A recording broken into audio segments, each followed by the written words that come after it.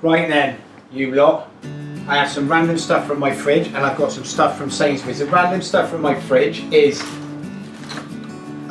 one Scotch egg left from a packet, some bacon bits, an open packet of black pudding which one piece has been taken out of. Left over from the hand of flowers is some sourdough, and I have some posh eggs because they were the only eggs left in the supermarket. And I've also got some random, a little bit ropey button mushrooms, and we are going to make a bit of an omelette. This is like a fridge omelette. It's everything thrown together. It isn't like TV land where you have all the lovely ingredients that look perfect. My fridge is pretty much exactly the same as yours.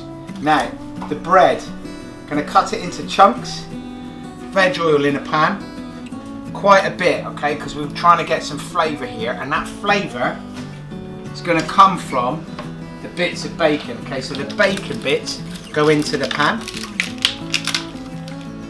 I'm going to fry it off and get lots of lovely bacon flavour, okay, but there's quite a bit of fat in that pan because that's quite important, because once this is fried off, all the flavour goes into that oil, and then I'm going to fry the bread into it.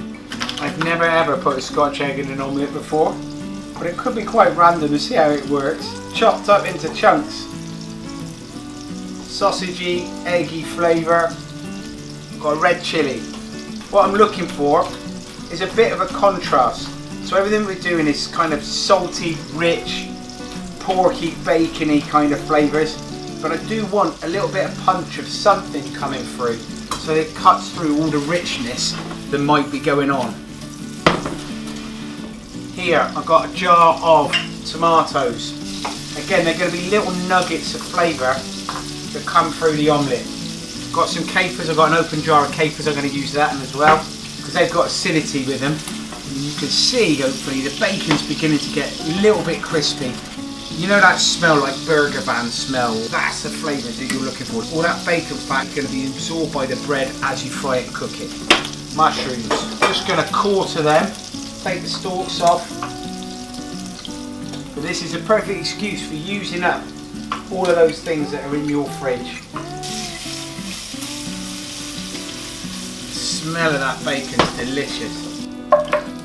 And all that flavour has gone into that pan, alright? And at this point, start frying the bread. And if it needs a bit more oil, we can add it to it. We're just going to make it nice and crispy. So just keep that bread moving around. You don't want to burn it, but you do want it to get like toasty and crisp. You can see that's all nice, crispy, brown. Take that out. I'm going to fry this random piece of black pudding. I'm going to get that really nice and crispy as well. And in a bowl, I'm going to crack and whisk up 6 eggs, okay? So this should feed 2 people. 6 posh eggs. If you've just got 6 standard eggs, that's also fine. Whisk up the eggs. Good pinch of salt and pepper. Black pudding's nice and crispy. Eggs are getting whisked. Okay, take the black pudding out. Then stick the mushrooms in. Nice little knob of butter at this point. This is pretty random, I have to be honest. So in here we got the bacon, the bread. It's all nice and crispy, crunchy, flavoursome. I'm going to put in chopped tomatoes, the dried tomatoes that are in the oil, the chillies, and Scotch egg. All goes into the pan together like that. Pan back on the heat. A few of these capers. Mix it all, the ingredients together, and then simply put it back in the pan. So all those eggs are going to start cooking. You can see them bubbling up, and all of that flavour. You've got crispy, crunchy texture from the bread. You've got soft and gooey and delicious mushrooms. Wonderful flavour from the bacon. Acidity from the capers. Bit of spice and heat from the chilies. Lovely kind of sweet and sour kick from the tomatoes. And that I'm going to stick in the oven for about 8 to 10 minutes. Preheated, 185 degrees. Gives me enough time to clean down this massive mess that I've made. Okay. So I said 10 to 12 minutes.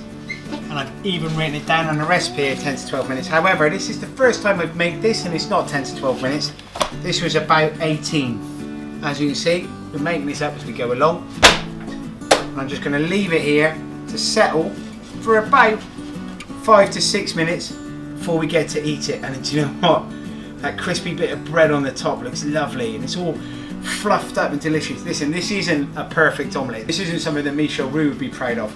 However, this is a pan full of flavour using stuff up from my fridge. Simple as that. I'm going to take a big wedge of it. You can see the bread is still nice and crispy. A bit like a pie. Look. You can just slice it. Look at that. Crispy and soggy bread. Soaked up that egg. You can't have a full English style breakfast without some brown sauce.